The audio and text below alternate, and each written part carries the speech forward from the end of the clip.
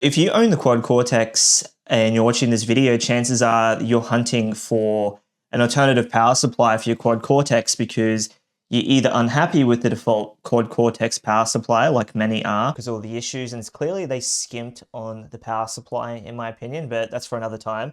But the biggest problem with the Quad Cortex adapter is that if you look at it, it's this massive wall wart style adapter. And what happens is if you plug it in, it pokes out so far because of the prongs and whatnot on here. Now, mine's the Australian adapter, but it's the same story regardless of where you are in the world. This part here swaps out, but the surface area of it, it's the same regardless of where you are. And it's really quite annoying because I actually started building a DIY pedal board that I'll show you in a second. And I didn't want to go and spend hundreds of dollars on a CIOKS DC7 and then go spend another $150 on the additional adapter thing that you can buy for it, which gives you the 12-volt power needed for the Quad Cortex.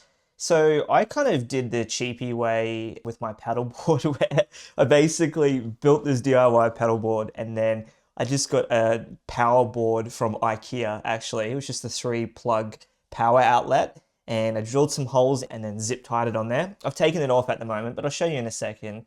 But essentially, when I tried mounting it underneath my pedal board, because the clearance between the floor and the pedal board isn't that much, whereas that's where a power supply kind of gets you that grace, I tried plugging this in and I quickly learned, hey, this is hitting the floor because you can imagine that's sitting under there and you need quite a bit of clearance. And I didn't want to make a platform pedal board that was, rising up off the floor too high, just for the sake of fitting this thing in. And I hate this thing, because wall wart style adapters like this, I find they're kind of, if you were to hold it, they're kind of a bit heavy. Like you'll see this, it tilts like that because the weight of them pulls them down. So when you have them upside down, if you're not taping that in or zip tying it or however you're holding it onto a board, what's actually going to happen is that's just going to like unhinge and it may stay in there, but you might get this instance where the prongs are actually coming out of the board basically, and you don't want that because eventually it's either going to fall out or something comes in contact with them and shorts it out. That's another problem entirely that you're going to have to deal with. And when it comes to electronics, and especially stuff like a Quad Cortex, which is not a cheap modeler, I think you don't want to play around with kind of half-assed solutions to an extent. So I'm going to show you now what I did for a power supply option. So I got this cheap no-name adapter from Amazon, and it was $19 and looks like this. So this kind of has the more traditional sort of power supply adapter look that you might think. You can tell it looks cheap because the sticker's like coming off already, and it doesn't feel cheap. It's got a sturdiness to it. I haven't opened it up to see what the internals of it look like, but I imagine it's not necessarily the highest quality adapter, but it also wasn't $500 either, or whatever the CIOKS DC7 is. It's very expensive power supply. And I always found it funny that people were buying these expensive models. Like the Quad Cortex is, $3,200 in Australia. And then they were having to go and buy, another $500-600 worth of power supplies and then cables and whatnot, just to be able to kind of have these all-in-one solutions where the Helix comes with the inbuilt internal power supply and one cable, which I think is the absolute way to do it. But yeah, so I got this cheap adapter. Now the problem is, I've noticed people online seem to get confused around power. So the first thing with the Quad Cortex is its negative center. So that's just the traditional sort of guitar pedal power supply is negative centered, but the Quad Cortex isn't a traditional powered device like a tuner or a whammy or whatever, because it's 12 volt. So traditional pedals are 9 volt, Quad Cortex is 12. So if you plug a 9 volt into it, even if it's the right ampage, it's just not going to have the juice to power it on, obviously. So that's where people kind of come up with these CIOKS DC7 power supplies, and then they have to join lanes and then buy additional things, or however people do it. It's really convoluted, and I didn't want that mess. At the same time, I realize it's a bit ironic saying I didn't want to cheap out with my expensive Quad Cortex, but I had enough confidence that this power supply here, if I'm going into a power board, chances are it's just going to burn out before it kind of had any kind of fault where it's going to put out too much voltage. And I doubt these kind of things would be built in a way where they're going to all of a sudden have this, you know, surge of current and then put out more than 12 volts. May not be the best or long-lasting power supply, but it was $19 Australian, which is like, you know, probably $10 US. So really cheap. But yeah, as I was saying, this is a center positive power supply. And what you're actually going to find when you're looking for power supplies online, beyond like the expensive brands and specialty adapters, people making stuff specifically for the quad Cortex, is they are going to be positive center, and you absolutely don't want positive center, because if you do that, you're putting in reverse current into your quad Cortex, and I don't know how the quad Cortex would handle that, but wrong voltage going in. I'm not an electrical engineer, but it doesn't sound like it'd be a good thing to even experiment around with on a 3K modeler. So you can't just buy this and put it straight into the quad Cortex, but what you can actually do is buy something called a reverse polarity cable. Now, a reverse polarity cable just connects like this. So this is the power supply here. That's the positive center with the negative outer. And you can buy these basically male to female reverse polarity cables. And essentially all it does is it swaps things around. So plugging this into this is going to make the outside positive and the inside negative.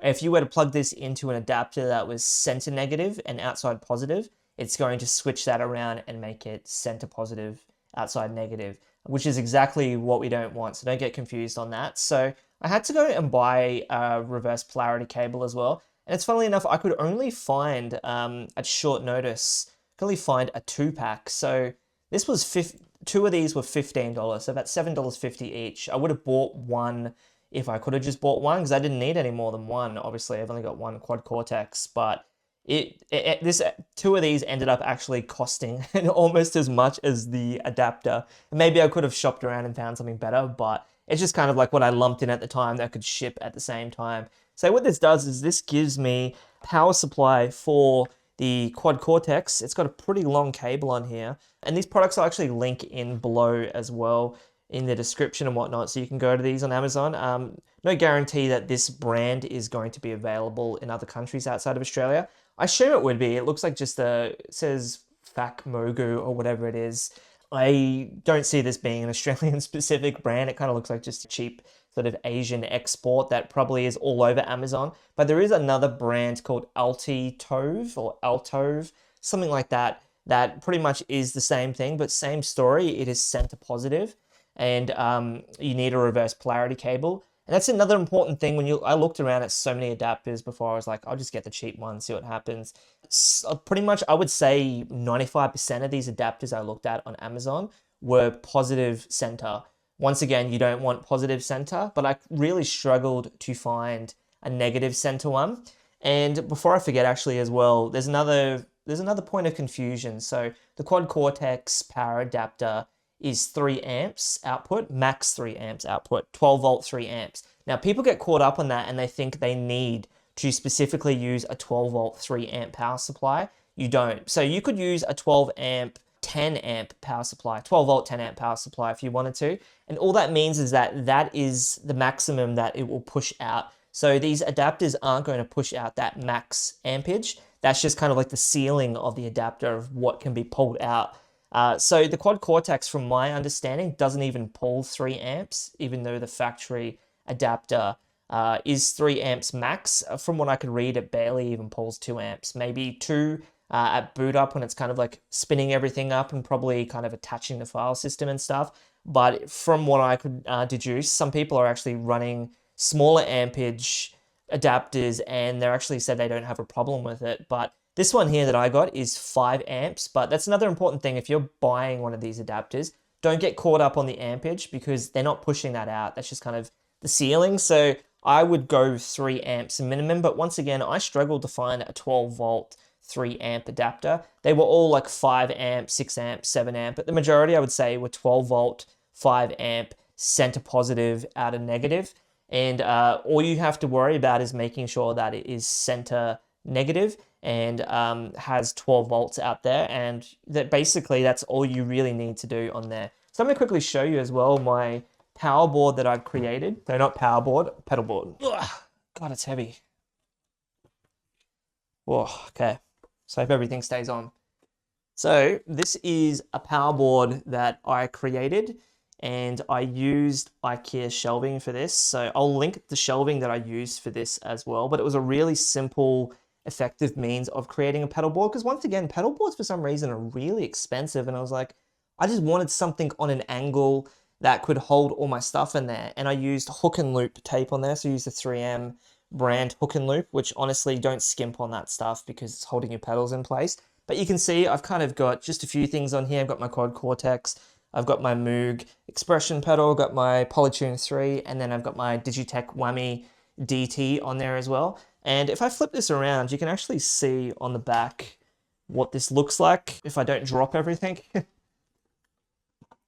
There we go. So you can see on the back there, it's literally just a piece that I've attached to the shelf basically. And I took that off because the IKEA shelves come in a pack of 2. So it's pretty much the case of you can just use 2 of the shelves and break off a piece. I cut off a plank and then just attached it on the back like that, and then use some angle brackets. Now there's no power supply on there, but what I'm actually going to do is on the back, on that flat piece, you may have noticed, but I drilled some holes in there, and I'm just going to zip tie the power board on there and then run the cables into basically the back, and then maybe put some tape or something over the top. I don't know. But I didn't even paint this. So I was going to paint it in like a luminescent paint or something, so it glowed in the dark, and I was like, probably isn't going to look as good as I think in my head, and it's a lot of work. So I actually didn't even paint this. You can see it's just literally the shelf with the hook and loop, and you know, that's the side view there, and then obviously the back on there. Cable management is still to come, but I'm pretty happy with it, to be honest, because all in all, this costs like $50 Australian to make this. The shells were 32. I think the hook and loop was actually like $20 or something. So it ended up just costing me about $50 to build this, and then of course my time and whatnot. That's the reason I changed the power supply in the Quad Cortex as well, because as I was saying, the wall wart approach is atrocious. I don't know why they shipped it with that terrible power supply. It would have just been nicer if they did like a helix style, you know, the kind of kettle cord adapter approach, but that's kind of what I did, and that was the motivation. So hopefully that clears that up for you as well. I'm sure other people have done the same, but it can be daunting if you don't really know much, and you know, you don't want to damage your Quad Cortex, but this worked for me. So yeah, if you're looking for a cheap power supply that's better than the Quad Cortex one, definitely highly recommend those. I'll link those down in the description as well. But hopefully that helped you. Thanks for watching.